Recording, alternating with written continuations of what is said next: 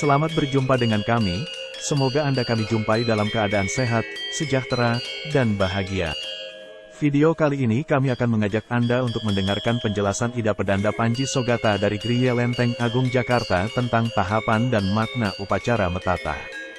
Dalam tradisi agama Hindu terutama di Bali, ketika seorang anak sudah menginjak dewasa atau akil balik, orang tua memiliki kewajiban untuk melaksanakan upacara metatah atau yang sering disebut upacara potong gigi. Upacara metatah merupakan salah satu upacara manusiayatnya, memiliki makna melepas hakikat manusia sejati yang terlepas dari belenggu kegelapan dari pengaruh satripu atau 6 jenis musuh manusia. Salah satu cara mengendalikan satripu, umat Hindu melakukan upacara metatah yang di Bali sering dikenal dengan istilah potong gigi. Sebetulnya gigi tidak benar-benar dipotong, hanya dilakukan secara simbolis saja yang bermakna memotong atau melepas pengaruh satripu. Upacara metatah massal akan diselenggarakan pada hari Senin tanggal 17 April tahun 2023 di Banjar Cibinong, Bogor, diikuti oleh lebih kurang 74 anak remaja. Dengan tidak berlama-lama mari kita tonton video ini sampai selesai. Namun sebelum itu, silakan klik subscribe, like, dan share bagi yang belum, serta bunyikan loncengnya agar Anda tidak ketinggalan video terbaru dari kami.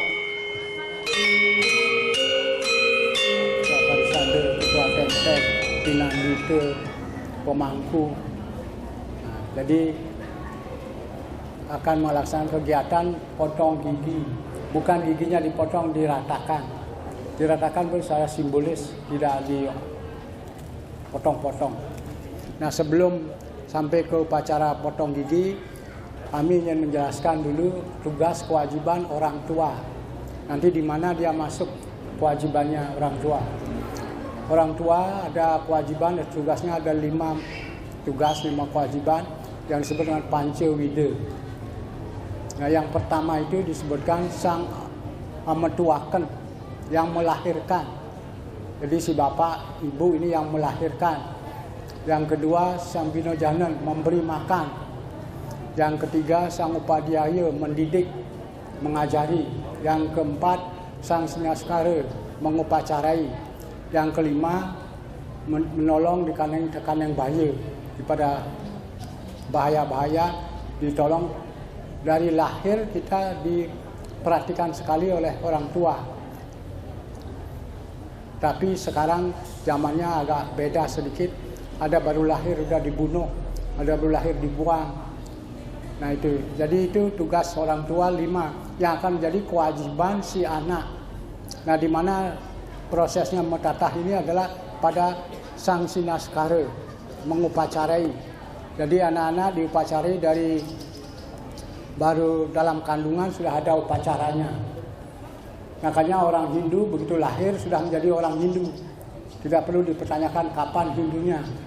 Jadi baru lahir sudah, karena sudah diadakan upacara menggedong-gedongan, garba dana. Nah ini tugas kewajiban orang tua.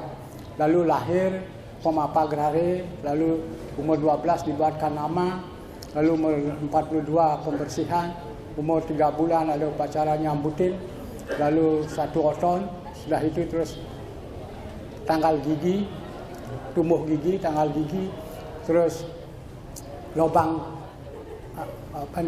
telinga. Kalau zaman dulu orang tua-tua lubang telinganya. Nah sekarang enggak. Nah terus sampai dengan upacara menaik kelih bagi yang perempuan, menaik teruna bagi yang laki-laki. Ditandai dengan laki-laki suaranya sudah berubah, berarti dia sudah naik teruna. Kalau perempuan datang bulan.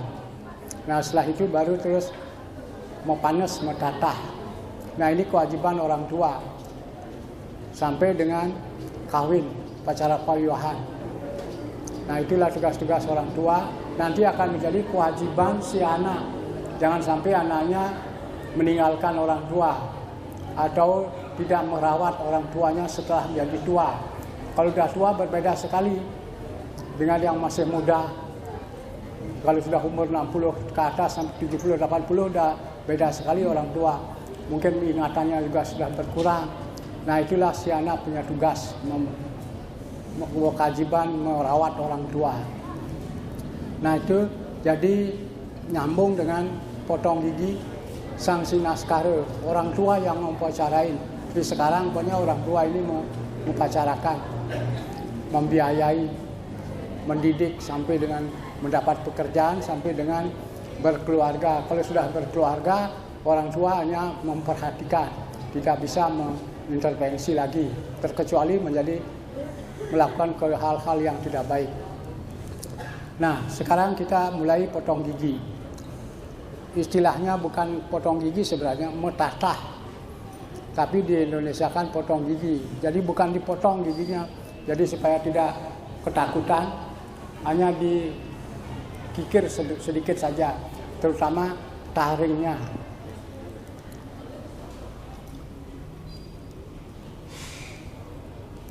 Upacara potong gigi atau mesangih, atau mepandes, atau metatah, atau megombet. Kalau di Jawa mepangur, di Panggur ada itu upacaranya. Nah, pengertian dari potong gigi dalam lontar-lontar upacara potong gigi disebut atatah, dari kata tatah. Tatah itu pat yang tidak ada ujung, tidak ada pangkalnya, tidak ada patinya. Kalau bahasa Bali tidak mau pati. Jadi tatah yang ringan untuk menatah wayang gitu. Maksudnya adalah memahat atau meratakan gigi atas, yang atasnya saja nanti akan diratakan. Giginya 4, taringnya 2, jadi 6. Sedangkan mepandas adalah bahasa Bali halus. Jadi pengertian upacara potong gigi. Ini merubah perilaku seseorang agar menjadi manusia yang sejati. Jadi merubah perilaku. Jadi supaya menjadi orang manusia yang sejati. Lalu merupakan kewajiban orang tua.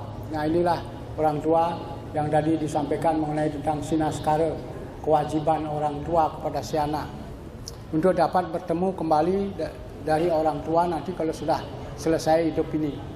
Dan semua akan berakhir supaya ketemu sama orang tua. Orang tua yang dimaksud orang tua Tuhan itu sendiri.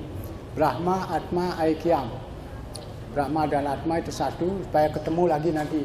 Inilah bedanya kalau agama Hindu dengan agama-agama yang lain. Jadi kalau agama Hindu tujuannya supaya bersatu kembali kepada Tuhan, bukan di sisinya. Kalau di sisinya nanti kejepit dia orang tuanya.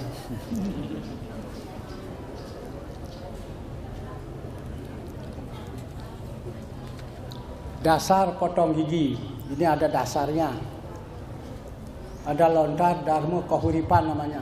Ini hanya untuk diketahui saja, supaya diketahui. Lontar dharma kahuripan juga menjelaskan tentang atatah. Lontar eka pertama yang menyebutkan juga atatah. Lontar puja kalib menyebutkan tentang weda upacara potong gigi. Lontar puja kalopati menguraikan tentang upacara potong gigi sebagai petunjuk dari Dewa Siwa. Nah, ini berkaitan dengan kelahiran Betara Kala. Nanti kalau Nampu Leger ini Betara Kala, jadi Tuhan dalam wujud kekuatan. Itu yang akan menggoda karena dia Betara Kala ini mau mencari orang tuanya, ayahnya. Tidak ketemu karena dia masih pakai taring. Lalu taringnya dipotong baru kelihatan orang tuanya. Nah, maka dari itulah kita potong gigi taringnya, terutama 2 kiri kanan, supaya hilang sifat-sifat keraksasan, sifat-sifat kebinatangannya, supaya jadi sifat-sifat dewa. Lontar Atma Prasangsa. Atma Prasangsa ini kalau ada yang membaca Pendawa Seda, Penawa, ada komiknya itu, bagaimana perjalanannya beliau menuju surga, yang sampai di surga hanya Yudhistira dengan diantar oleh anjing. Maka dari itu kalau ada upacara besar, kalau ada anjing jangan dipukul anjingnya. Dihalau saja dia, karena ini bisa dicoba, kita bisa digoda, karena ada upacara Maharsi, jadi sang diasuh dari anjing, lalu dipukul anaknya, lalu dilaporkan oleh bapaknya. Nah itu ngurus beda. Jadi harus baik-baik. Atma prasangsa ini perjalanan atman kita ke swarga. Berbagai macam akan diketemukan. Jadi menemui padang luas, ambengan, pohon-pohonan, hutan-hutan buaya, batu mencepak. Terus sampai dengan itu saudara-saudara kita. Kita bersaudara 4. Banaspati, Banaspati Raja, Anggapati, Merajapati. Kalau baru lahir itu lamas, getih, darah, yenyom, dan luhu, kotoran. Nah itu jadi imolipe, imolipi, apa itu 4 namanya. Sudah itu berganti lagi namanya. Nah itulah yang merawat kita. Nah itu cerita Atma Prasangsa. Atma Prasangsa itu kalau nanti pulang ke Bali, kalau yang sempat ke Kelungkung bisa lihat di Kertegosa di atas itu ada ceritanya. Nah ceritanya umpamanya seorang wanita yang selalu tidak karo-karuan itu nanti di sana di surga akan dijadikan apa itu, dibuatkan jambangan dengan api dengan besi yang merah. Kalau dia suka mencuri nanti ditaruh di bawah pohon curiga. Kalau yang suka memfitnah ditaruh juga di sana, nanti bibirnya kena. Makanya ada bibir sumbing, ada tangan, ada kaki dan sebagainya. Nah itu Atma Prasangsa. Lontar Dharma Prawarti menguraikan tentang tingkatan upacara potong gigi. Lontar Tattwa Japa Kala menjelaskan tentang Batara Siwa melebur sifat-sifat kala. Nah inilah jadi potong gigi supaya kita menghilangkan sifat-sifat kebinatangan, sifat-sifat raksasa, supaya menjadi sifat dewa, Dewi Sampat, Asuri Sampat. Nanti kalau nanti ada yang punya Bhagavad Gita bisa dibaca dalam Bhagavad Gita tentang Asuri Sampat, Dewi Sampat.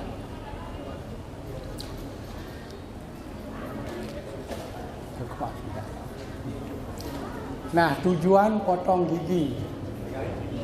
Tujuannya menghilangkan kotoran dari dalam wujud kala, buta, pisaca, dan raksasa. Dalam artian jiwa dan raga diliputi oleh watak sadripu. Ini kalau ikut pasraman, anak-anak sudah tahu namanya sadripu. Sadripu 6 musuh yang ada dalam diri kita. Inilah yang mau dikendalikan. Yang pertama disebut kama, nafsu. Terutama adalah nafsu seks, itu harus bisa dikendalikan. Lalu yang kedua krode, marah. Sekarang lagi marah Rusia sama Ukraina, jadi berperang. Kalau marah sendiri-sendiri bisa berkelahi. Kalau satu RT tawuran. Kalau negara berperang. Nah itu jadi sadripu, kamu krode, lalu lobe. Lobo sekarang juga zamannya. Orang sudah punya gaji 1 miliar masih juga korupsi. Itu lobo namanya. Itu tidak boleh dikendalikan logonya. Lalu made mabuk, tidak boleh mabuk. Mabuk apapun tidak boleh. Lalu moho, bingung. Kalau sudah bingung tidak tahu arah mana timur mana barat. Lalu irsia, iri hati, tidak boleh iri hati. Nah dengan adanya sekarang komunikasi medsos itu banyak yang iri hati, mengata-ngatain orang, menjelek-jelekan orang, memfitnah. Jadi masih ingat presiden kita difitnah jasa palsu, itu fitnah juga. Masa udah jadi presiden baru dibilang palsu jasanya, pada jadi wali kota, jadi gubernur, ini secara nyata aja sudah jadi. Nah itu fitnah. Jadi ini bukan urusan politik ya, hanya contohnya aja begitu yang fitnah. Nah maka dari itu sadripu itu yang harus dikendalikan pada diri kita. Maka diratakanlah giginya 6, gigi seri 4, taring 2. untuk bertemu ibu bapak kelak di surga. Artinya supaya nanti bisa ketemu sama orang tuanya. Seperti tadi Betara Kala mau mencari bapaknya Betara Siwa. Setelah taringnya diratakan bisa ketemu. Untuk menghindari hukuman. Ini ada ceritanya. Sang Jaratkaru Yukla Brahmacari. Yukla Brahmacari artinya tidak melaksanakan perkawinan dan sebagainya. Lalu bisa sampai tembus ke sorga. Sampai di sorga melihat bapaknya digantung di tiang petung. Kepalanya ke bawah, kakinya ke atas, nyungsang. Tapi itu tidak diketahui oleh Sang Jaratkaru bahwa itu bapaknya. Lalu ditanya, kenapa Tuan begini, apa salahnya? Dia bilang tidak punya anak, karena anaknya Yukla Brahmacari. Lalu dia tahu bahwa itu bapaknya, lalu dia cepat-cepat pulang, lalu kawin. Tapi dengan persyaratan mencari nama yang sama, Jaratkaru. Lalu begitu lahir, orang tuanya bebas dari neraka. Nah itu jadi kalau sekarang kalau tidak punya anak bisa meras anak, jadikan anak. Udah banyak yang meras anak. Jadi bukan berarti tidak punya anak terus kawin lagi, tidak punya anak kawin lagi. Nah, jadi meras anak. Itu bisa.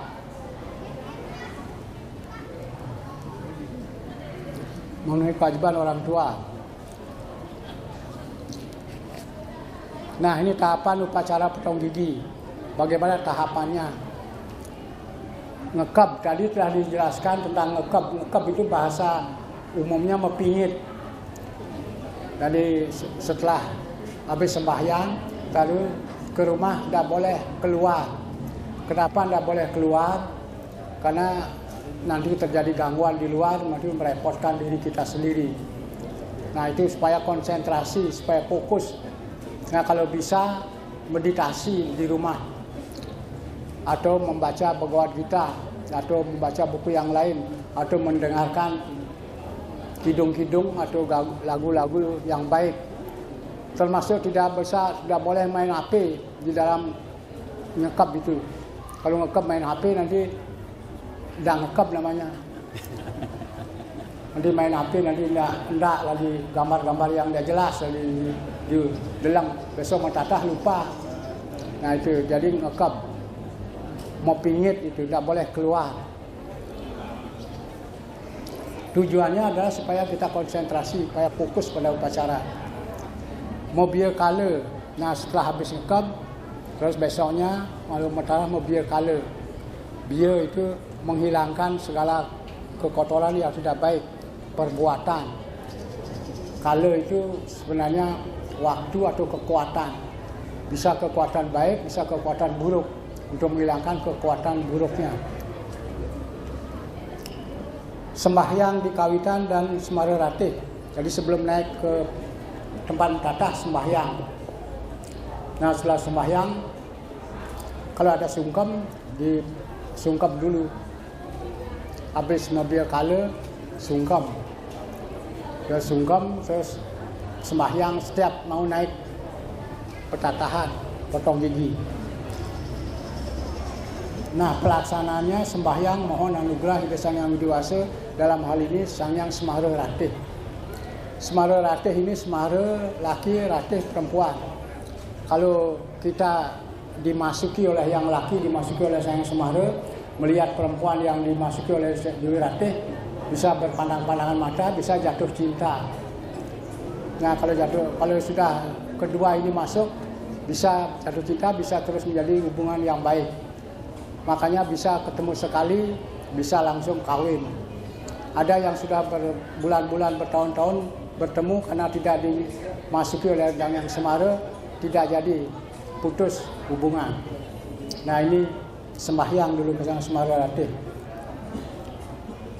Di surat, dirajah nanti gidatnya, giginya digidat, dirajah, gigi dirajah. Gigi atas dan gigi bawah. Gigi atasnya taring sama gigi, sama kalau yang di bawah hanya satu tulisannya. Tulisan Ong Harun Ngadeg dan Ong Harun Sungsang. Sudah itu terus tidur mau pedangal itu sekat gigi supaya bisa mangap giginya.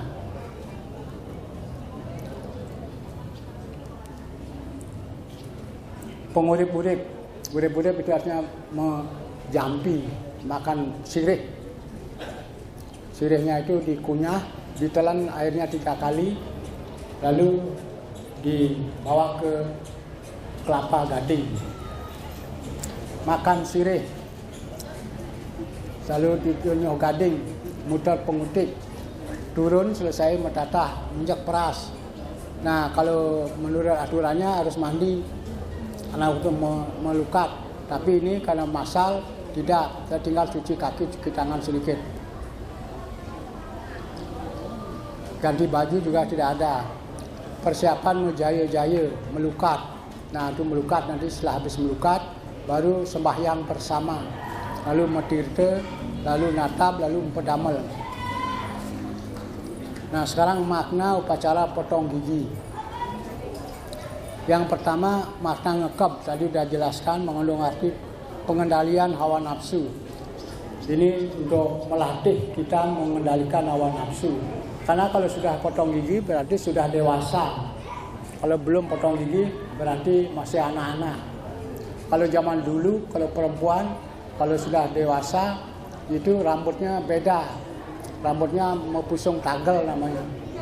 Sekarang karena rambutnya pendek-pendek, tidak bisa pusung tagel. Kalau yang belum dewasa, masih anak-anak menggonjer, rambutnya digul, diikat. Tapi sekarang anak-anak rambutnya pendek, ibu-ibu juga pendek, dia tidak bisa mengetahui apa dia masih gadis, apa dia sudah tua. Membiarkan, membersihkan diri dari pengaruh-pengaruh negatif. Sembahyang, memohon doa restu pada Tuhan Yang Maha Kuasa. Sungkem. Nah, ini sungkem. Sungkem sebenarnya baru ditradisikan. Zaman dulu tidak ada. Kita mulai mentradisikan sungkem. Metata awalnya pernah masal di Jabodetabek. Ratu menganjurkan tahun 2005. Terus ada sungkem, ada dan sebagainya. Jadi malah ada yang sampai nyuci kaki dan sebagainya. Merajahnya ditulis, jidatnya ditulis, giginya di surat ditulis. Potong gigi, langsung mulailah meratakan giginya.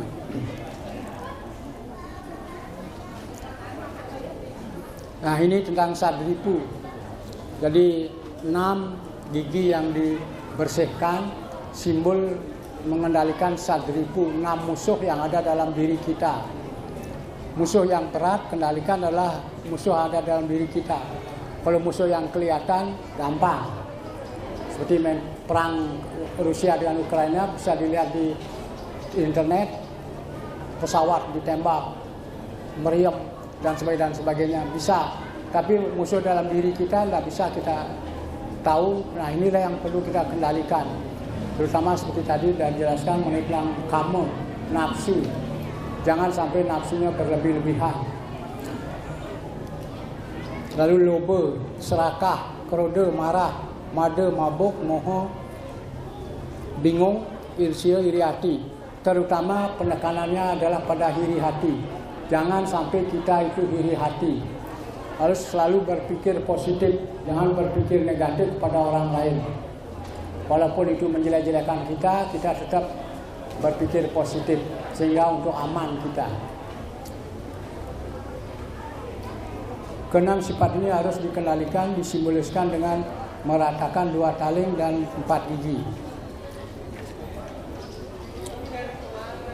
Nah, muter pengutik untuk yang laki, purusa.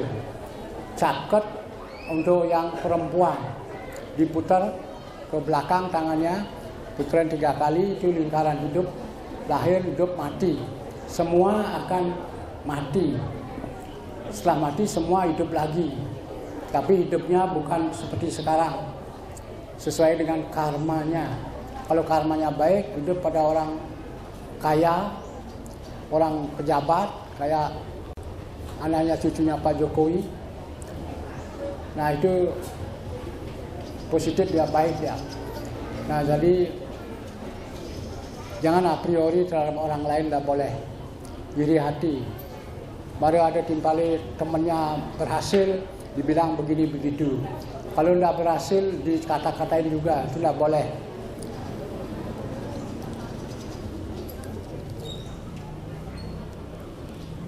Makan sirih bermakna sebagai simbol menemukan sad rasa.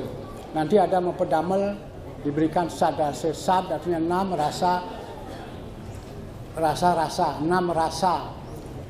Asin, pedas, pahit, asam, hambar, dan manis. Ini perputaran hidup. Kadang-kadang hidup kita manis, kadang-kadang hidup kita pedas, kadang-kadang hidup kita pahit. Nah inilah supaya bisa membedakan antara yang baik dan buruk. Nah itu nanti mempedamel sad rasa. Pedangal artinya sekat ini. Nanti mulutnya dibuka, dikasih pedangal supaya bisa mangap. Untuk bisa membedakan mana yang baik dan mana yang buruk.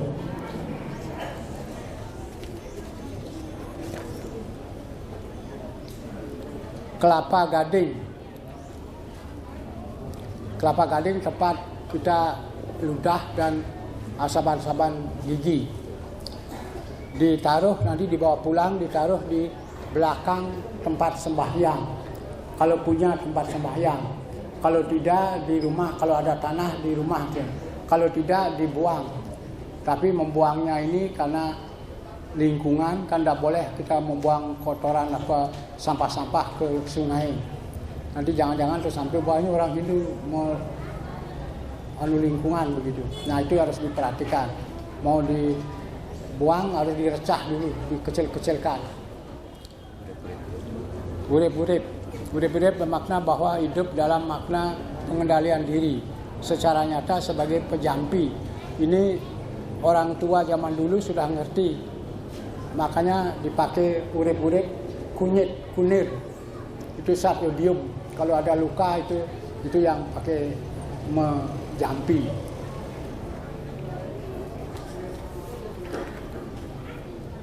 Metirte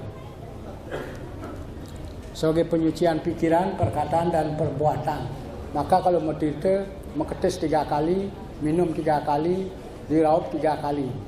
Pikiran, perkataan, perbuatan supaya baik, bersih.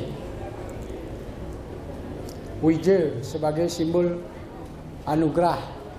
Kembang sebagai simbol bakti. Kembang juga simbol cinta. Kalau orang pacaran dibawain bunga ros. Nah itu jadi sebagai lambang cinta.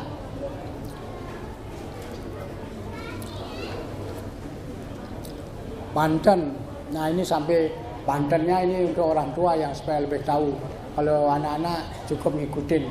Surya sebagai simbol saksi itu Sang Hyang Widi dalam wujud Banten Hulu simbol utama. Dalam wujud kepala Semara Ratih. Ayaban natap nanti natap peras pada metanding nanti semuanya. Caru Sor Surya ini simbol dunia. Biakaon simbol pembersihan perbuatan. Pratista simbol penyucian pikiran. Raja simbol Omkara, lambang Tuhan. Jadi kalau sudah ditulis jidatnya itu membawa nama Tuhan. Kalau sudah membawa nama Tuhan maka harus kita berpikir yang baik, berbuat yang baik, berkata yang baik. Jangan sampai kita menyebut nama Tuhan tapi kita memukul orang. Itu salah. Jangan sampai Tuhan dibawa-bawa. Sedikit-sedikit menyebut nama Tuhan tapi berbuat tidak baik. Tidak boleh. Harus ingat selalu bahwa kita ada Tuhan dalam diri kita. Brahma, Atma, Aikyam. Brahma dan Atma itu sama, cuma kalau sudah di diri kita tidak Tuhan namanya Atma yang menghidupi. Nah itu jadi kita membawa nama Tuhan kemana-mana. Jadi jangan sampai disalahgunakan.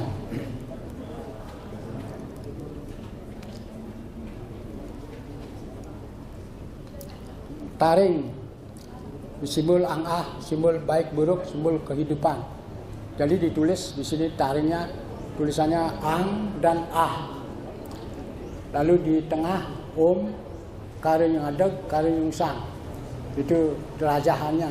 Jadi maksudnya adalah kita disucikan. Tujuan inti metatah itu adalah menjadikan manusia sejati. Maka ditulis di rajah. Jadi membawa nama Tuhan. Maka dari itu kalau sudah mempangur metatah harus selalu berbuat baik, berpikir yang baik. Jadi segalanya jangan sampai lupa. Kalau sudah lupa, namanya lupa ya tidak bisa diingat. Taring, gigi atas, gigi bawah, ongkare ngadeg, ongkare sungsang, lambang perdana puruse.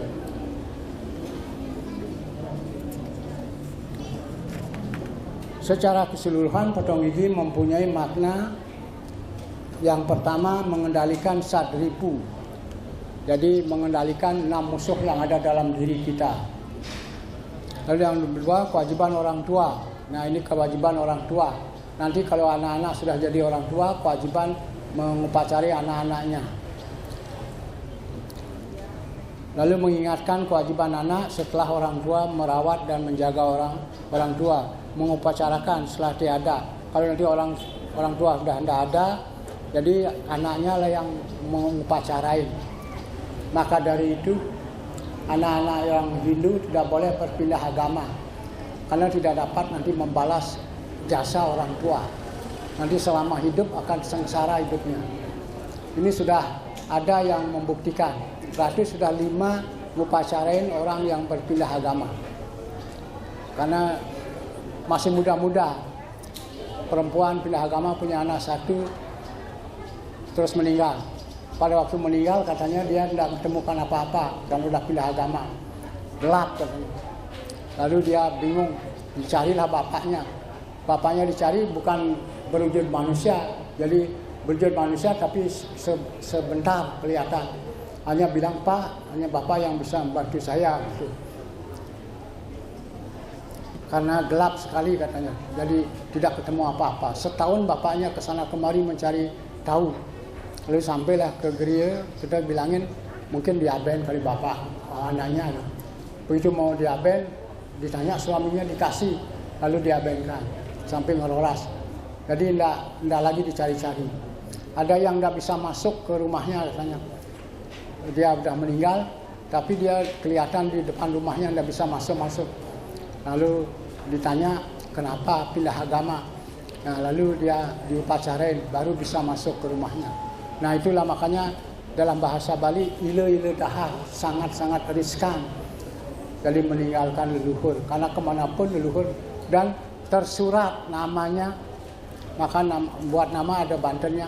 Jadi itu disurat sang Yamapati, sang suratmu menyurat atmu. Jadi kita sudah ditulis di alam sana. Nanti kemana kita pergi, kemana kita mati, kemana sudah ada. Jadi maka dari itu kalau sudah dipotong giginya harus sadar dirinya.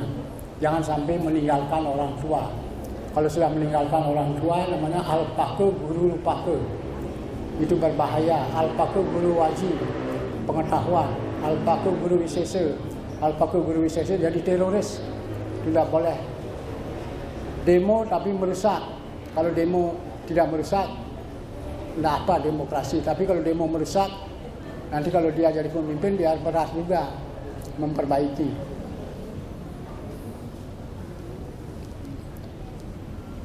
Kewajiban orang tua membina putra-putrinya. Mengingatkan kewajiban anak. Nah, jadi tadi tugas kewajiban orang tua 5. Melahirkan, beri makan, mendidik, mengupacarai, menolong. Kelima ini akan menjadi kewajiban si anak nanti. Menolong orang tuanya. Kalau sudah tua, kalau orang tua masih gagah, mungkin tidak terpikirkan. Kalau nanti sudah tua, apalagi berpenyakit, nah ini karena banyak juga anaknya pas begitu ditinggal orang tuanya. Atau orang tuanya dikirim ke panti jompo.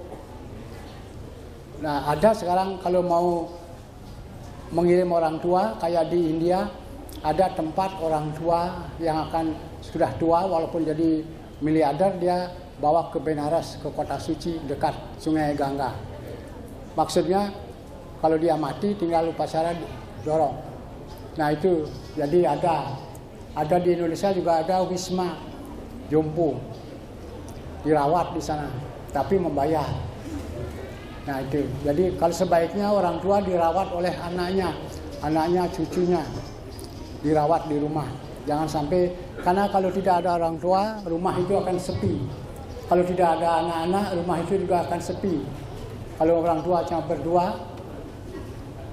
tapi harus orang tua kalau sudah berdua harus saling membantu, saling tolong menolong. Karena yang bisa membantu ya berdua, suami istri. Kalau istrinya udah tua, suaminya masih gagah, dia akan menolong. Tidak ada orang lain yang akan menolong nanti kalau sudah tua dan tidak bisa bangun, hanya orang tua berdua, saling bantu-membantu.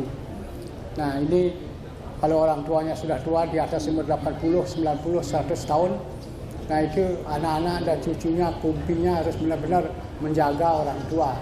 Jangan ngata-ngatain orang tua, bilang orang tua cerewet, nanti lama-lama jadi orang tua lebih cerewet dari orang tuanya. Jadi tidak boleh ngata-ngatain orang tua kalau sudah tua. Kalau sudah tua, semuanya berkurang. Dari kepala, rambut hilang, telinga, pendengaran, gigi, mata akan berkurang semuanya. Nah, kalau mungkin coba-coba lihat orang tua bagaimana.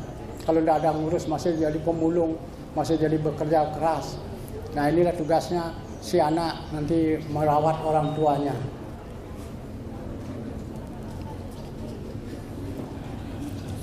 Nah itu penjelasannya. Nanti mari kita diskusikan untuk bapak-bapaknya, untuk anak-anak tentang kata apa kewajiban. Wajib. Kalau di Hindu tidak ada kata wajib, tidak ada kata tidak wajib. Kalau sudah beragama Hindu apapun harus dikerjakan yang dipetunjuk dalam Weda. Nah meyadnya ada 7 persyaratan. Yang pertama adalah serada. Serada itu adalah yakin dulu. Seperti sekarang mau potong gigi, mau mendatah, harus yakin apa gunanya, mengapa harus potong gigi. Nah itu harus yakin. Lalu yang kedua, lascarya. Lascarya artinya tulus. Harus tulus, tidak boleh tidak. Kalau tidak tulus, tidak usah.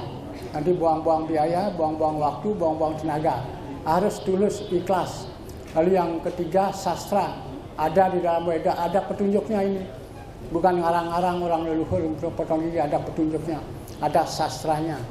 Lalu yang keempat, mantram, gita, ada lagunya, ada mantramnya, ada kidungnya. Nah itu yang mengikuti. Lalu yang kelima, daksina. Daksina persembahan. Nah harus ada persembahan. Kalau tidak ada persembahan tidak selesai upacara itu. Lalu yang keenam, anasewa, jamuan. Seperti sekarang dikasih snack, dikasih makan. Itu untuk menyempurnakan yadnya kita. Yang ketujuh, nasmita. Tidak boleh ajum-ajuman bersebaliknya. Tidak boleh jor-joran. Maunya tetap masal. Ada yang mau payas agung, ada yang payas biasa, ada yang mau baju baik, ada. Nah supaya seragam, pakaiannya yang biasa-biasa. Riasnya juga pakai standar, apa yang rias madya, apa rias biasa atau rias yang besar. Nah itu. Jadi tidak boleh sampai pamer-pamer. Nah itu harus sesuai dengan. Nah itu 7 persyaratan kita melihatnya. Nah sekarang bisa kita ukur apakah tulus apa ikhlas kita. Kalau belum ikhlas, begitu dipanggil sama panitia tidak datang-datang, itu namanya belum ikhlas. Harus kalau sudah ikhlas berarti tidak perlu sampai dipanggil, datang, melaporkan, menyampaikan, mengerjakan. Nah itulah 7 persyaratan kita meyadnya. Lalu ada dharma siddhartha, yaitu yang pertama iksa, tujuan. Apa tujuannya ini? Apa, mengapa? Lalu nomor 2 sakti, kekuatan. Seberapa kekuatan kita? seperti Banjar, seperti panitia, seberapa kekuatannya materi, karena banyak materi yang akan diperlukan. Lalu yang ketiga, desa, di mana tempatnya. Nah, kita ada di Jabodetabek, di Cibinong, tempatnya bagaimana. Lalu kalau waktunya bagaimana. Jangan sampai pas sudah ada semua waktu tidak bisa. Pas waktu punya dana tidak ada. Pas waktu dana ada, orangnya tidak ada. Nah, harus sinkron semuanya. Lalu tatua sastranya. Seperti tadi 7 persyaratan berupacara. Itulah yang harus diikuti. Nah, itu aja penjelasannya. Nanti silakan didiskusikan. Baik, terima kasih.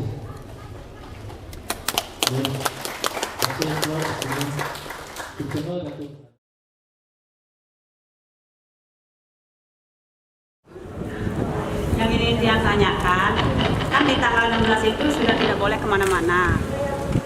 Nah, yang itu kan rencananya mau kami lah, 12 orang, mau dandan itu di Sentul. Mau dandan itu di Sentul, kan kemungkinan jam 7, jam 8 kita udah berangkat, itu kalian aturan nggak gitu. Ampun, ya, sosial. Nah, peserta besok paginya kan akan berhias. Nah, berhiasnya itu di luar rumahnya. Jika menyalahi aturan, napi hitam kita. Terus betul. Tidak menyalahi aturan. Bisa, karena mau kayas. Terkecuali kalau untuk mau nggak bisa. Kalau untuk mau kayas boleh. Karena itu kan berkaitan dengan upacara. Ya, boleh. Satu yang sedikit ada mengenai kita ada yang agama kan di Indonesia ya ada 5. Nah, tadi yang bilang agama anaknya atau dia tidak bisa kembali ke rumahnya. Nah, ini apa namanya? Apakah memang dasarnya dijalankan? Karena kita memang lahirnya sebagai Hindu, terus di perjalanan mungkin ada yang berbelok, terus meyakini sesuatu yang lain gitu. Nah, ini memang dari dasarnya tidak dibolehkan atau seperti apa, karena kita kan dari kecil sampai dewasa kita ikut upacara manusianya. Nah, sampai meninggal ada yang tidak bisa temu jalannya gitu. Nah, ini dasarnya seperti apa? Apa ada contoh atau kita yang lain? Terima kasih. Sebenarnya ini ada pengakuan, pengalaman orang disampaikan kepada Ratu bahwa setelah katanya meninggal dia dikubur menurut agama barunya. Nah, itu dia selama setahun dia itu mengganggu orang tuanya. Jadi orang tuanya dicari dengan atmanya di perempatan jalan, ketemu kalau dia terbayang di rumahnya, dimintanya. Dia bilang katanya gelap sekali. Nah, lalu mau pacaran ngaben sampai menteglingih, sudah tidak ada masalah lagi. Lalu yang tidak bisa masuk ke rumah, begitu juga dia katanya meninggal, dia tidak bisa masuk ke rumahnya, jadi bingung dia. Nah, ini pengalaman yang disampaikan kepada kita, orang-orang itu mengalami. Terus ada yang mengalami masih muda ini anaknya meninggal. Saya tahu ibunya sedang konferensi di Manila, di Filipina, dicari katanya ke sana. Dia bilang, Bu, saya masih Hindu, acarain saya. Lalu ibunya datang, lalu dipacarain. Ada profesor juga ada. Begitu. Nah, itu pengalaman-pengalaman sastranya yang menyatakan untuk tidak meninggalkan leluhur. Itu kalau dilihat dari menyambutin. Pernah nyambutin kan? Orang tua kan pernah nyambutin anaknya. Pantan nyambutin. Itu buat nama di sana. tidak boleh diganti namanya dan tidak boleh dikurangi. Kalau kurangi harus membuat Banten begitu. Nah itu. Lalu ada pengalaman seorang pemangku. Pemangku ini waktu kecil namanya A. Terus sudah gede namanya ini. Nah itu tidak ketemu katanya di sorga namanya dia. Namanya yang baru. Tapi yang ketemu nama yang lama. Umpamanya kalau baru lahir dikasih nama, kalau zaman dulu di Bali namanya kan gampang-gampang. Di Malen, di Sambru gitu. Nah itu terus sampai di kota besar ganti namanya. Jadi siapa namanya lebih keren. Nah begitu meninggal tidak ada namanya terdaftar, yang ada nama waktu kecilnya. Maka nama waktu kecil itu berkaitan dengan leluhur, karena kita minta mau upacara pada waktu itu di leluhur kita. Nah itulah, jadi sastranya yang secara detail belum ketemu dan belum ketemu membolehkan atau tidak. Tapi secara tersirat ada, jadi tidak boleh. Karena banyak sekali, kalau Ratu ceritakan banyak sekali macam-macam pejabat ada datang ke rumah mengatakan dia suami istrinya hilang, bukan hilang mati, semua meninggalkan dia. Malah ponakannya katanya mau diajak. Itu jadi banyak. Nah inilah memprihatinkan. Jadi sejelek-jeleknya kita tetap saja lebih baik. Di Bhagavad Gita juga disebutkan. Jadi jangan sampai menghindari perbuatan-perbuatan, menghindari hukum kita. Itu saja mungkin. Ya, nanti cari-cari di Bhagavad Gita atau di Sarasa Marcaya. Ya, silakan. Ini Ratu yang mau bertanya ini. Kaitannya dengan percakapan agama ini kan Ratu seperti jelaskan tadi itu kewajiban orang tua terhadap anak. Kalau kewajiban orang tua terhadap anak mungkin bisa dibilang utang lah yang harus dibayar orang tua terhadap anaknya begitu. Kalau saya amati dari warga kita kan nggak semuanya ini mampu gitu. Makanya diadakan lah kata masal. Jadi yang saya tanyakan adalah bagaimana kalau ternyata orang tua itu tidak mampu tuh, apakah tidak punya spesial uang pun ya untuk mengupacari anak ini ya.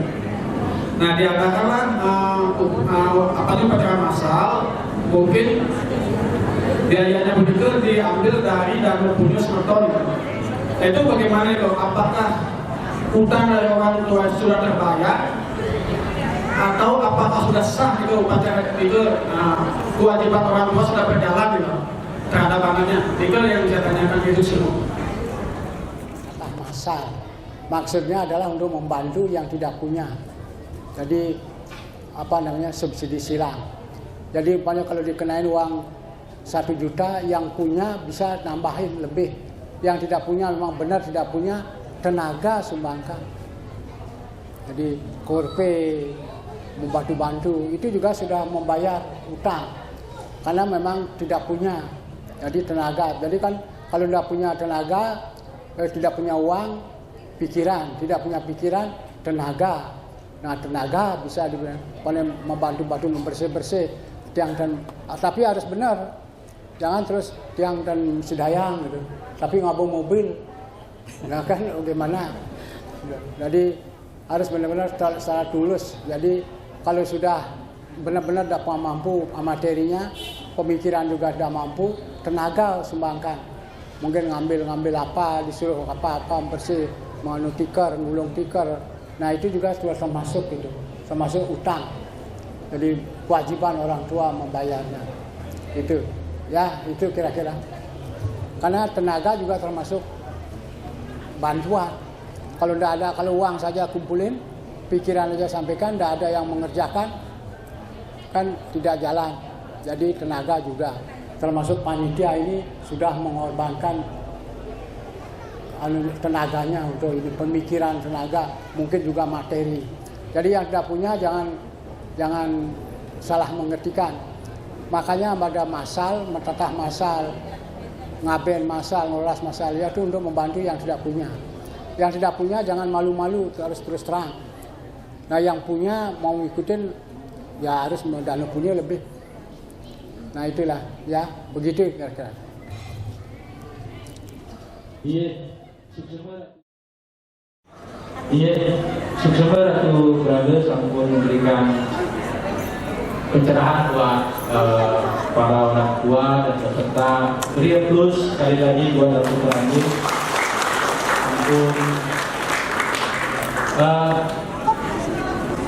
Ampun Ratu Brother, nanti acara untuk memberikan gambaran kepada orang tua dan peserta terkait bagaimana penggunaan pakaian untuk putra dan putri.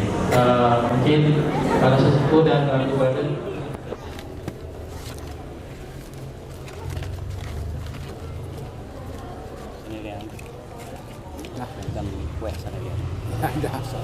Oke, ujung kiri itu ada di dalam. Ujung kiri ada di dalam. Kiri saya. Benar, ujung kiri ada di dalam dan ujung kanan ada di luar. Dibikin lelancingan ya kalau bahasa Bali. Bahasa Indonesia apa Pak? Lelancingan. Terus kacung bahasa Bali masih. Ketampihannya gitu ya. Ketampihannya ujung yang kanan, Bapak Ibu. Ya, kemudian pakai selempotnya warna kuning. Ya, sabut warna kuning polos. Jadi beli kain kuning polos saja boleh. Ya, ya ini sama Bapak Ibu seperti pakai skorpinya. Jadi yang kiri di dalam yang dikasih selendang warna kuning. Ya, kalau perempuan baru di atas. Selendangnya warna kuning Bapak Ibu.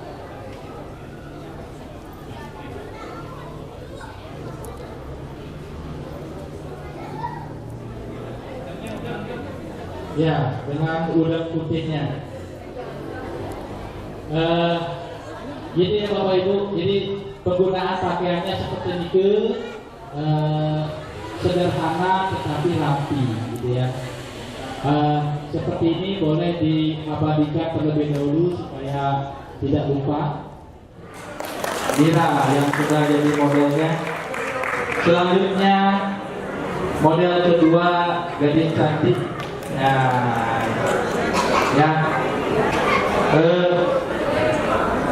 sama Bapak Ibu, baju atasnya menggunakan kebaya putih dan kebaya putih, kemudian menggunakan kain putih. Yang berbeda adalah kalau pria itu yang kiri di dalam, nah kalau wanita yang kanan yang di dalam. Ya, jadi Bapak Ibu, dulu. Bapak Ibu bisa lihat ini yang di luar, yang bagian kirinya, jadi kirinya di luar. Itu menunjukkan bahwa lelaki dan perempuan itu saling melengkapi. Gitu. Selanjutnya, skorbinya yang di luar. Ya. Kalau tadi yang pria, skorbinya di dalam, pakai selempot di luar. Tapi kalau yang wanita itu kamennya di dalam, skorbinya di luar. Ya, sama Bapak Ibu, yang kanan masuk ke dalam, yang kiri ada di luar.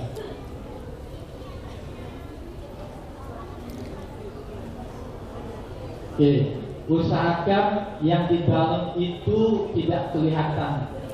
Nah, jadi yang di luar itu yang lebih panjang deh. Ya seperti ini Bu, ini kan yang di luar lebih panjang Bu.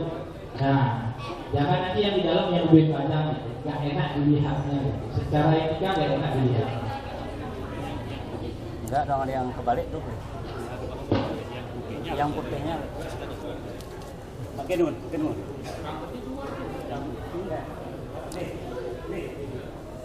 Itu kamarnya sampai ke atas harusnya.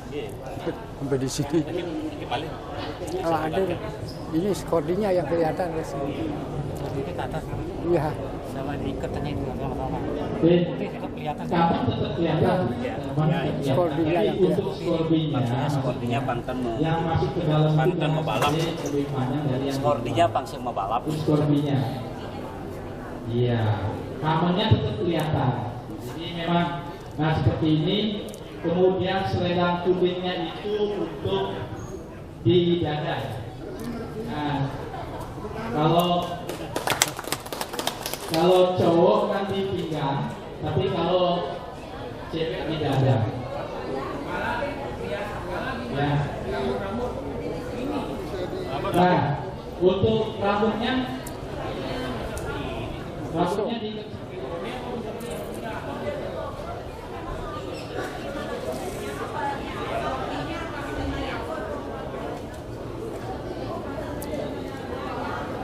ya. Kalau untuk rambutnya disandul biasa, dihias sederhana lah. Nah, dihias sederhana supaya kelihatan rapi, ya rapi. Nggak perlu mewah-mewah tapi rapi. Ini sudah, Bapak Ibu sudah diperhatikan. Terima kasih buat Koma Cantik yang sudah jadi modelnya dan Bu Wayan. Ampun. Jadi nanti ini karena Niki menjadi isu yang agak banyak di WA privat, banyak banget yang nanya masalah pakaian. Paling banyak menjadi concern pakaian ini. Yang garis bawahi, pakaian Niki adalah hanya bagian pelengkap, walaupun tidak dipungkiri sekarang dunia sosial dan selfie itu menjadi penting, gitu.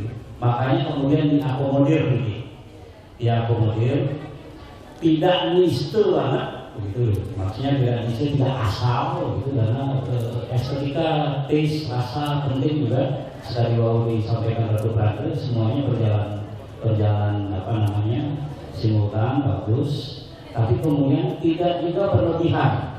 Jadi kemudian panitia mengambil keputusan untuk keseragaman kondisi ini. Yang diambil adalah maksimal madil. Jangan mau pakai sagung begini. Kalau mau pakai sagung kan kesannya massal, sekali mau diinstruksikan kan di Ratu Prantri bahwa ini untuk kebersamaan, membantu rekan kita yang kurang. Nanti ada beberapa yang kurang, orang merasa agak kesusahan ngidupin kalau berlebihan. Jadi madil itu juga ada standarnya. Jangan yang terlalu madil tinggi, karena kalau yang lihat media, yang coba cek mana sih yang di madil, kalau banyak banget, tolong madil, itu madil juga agak tinggi, dan ambil yang setengahnya. Madil tapi madil diambil maksimal. Jadi nggak terlalu berlebihan.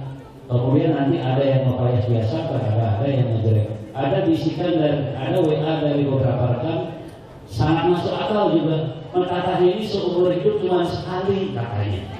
Masuk akal juga di akomodir. Minimal kasih mempayas yang lebih cocok lah untuk kekinian. Nah, makanya kemudian diakomodir.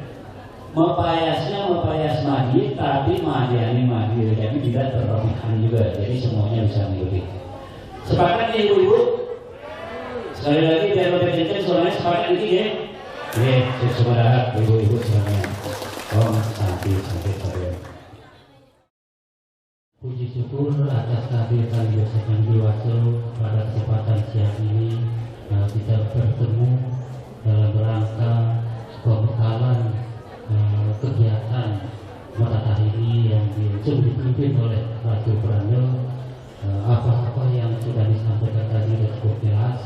Semoga pelaksanaan ini tetap berjalan dengan dilakukan dengan ketulusan kita bersama-sama.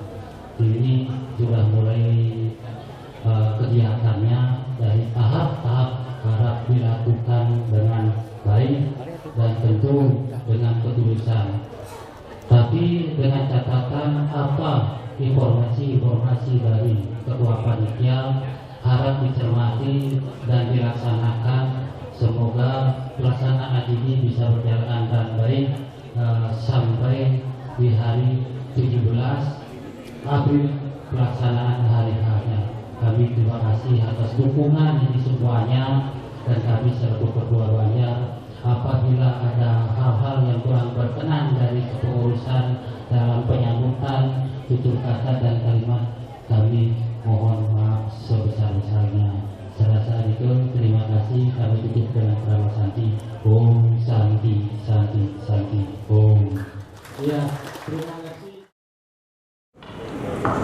Dan selama kita masuk dalam sidang Ratu Prada Seni Suci yang sekian, Seni Beraga Suci Jermangku kakang istri Seni Wangi yang tiang, Seni Beraga Wangi, Bapak Ketua Panitia dan Jajaran, Bapak Lian Banjar, Sesepuh Panesepuh Banjar Cibinong, umat Sedharma yang saya banggakan dan yang berbahagia. Om Swastiastu. Saya hanya bisa mengatakan rahayu, rahayu, rahayu. Sukses, Anda layak dapat bintang. Susuma, Om Santi, Santi, Santi, Om. Ya, terima kasih. Saya memang Susilo sebagai MC jika dalam tutur kata laku saat menemani Bapak Ibu dari pagi sampai hari ini ada kurang-kurang, mohon dimaafkan karena manusia tak luput dari kesalahan, yang benar hanyalah Tuhan. Mari kita tutup acara ini dengan mengucapkan para Santi, Om Santi, Santi, Santi Om.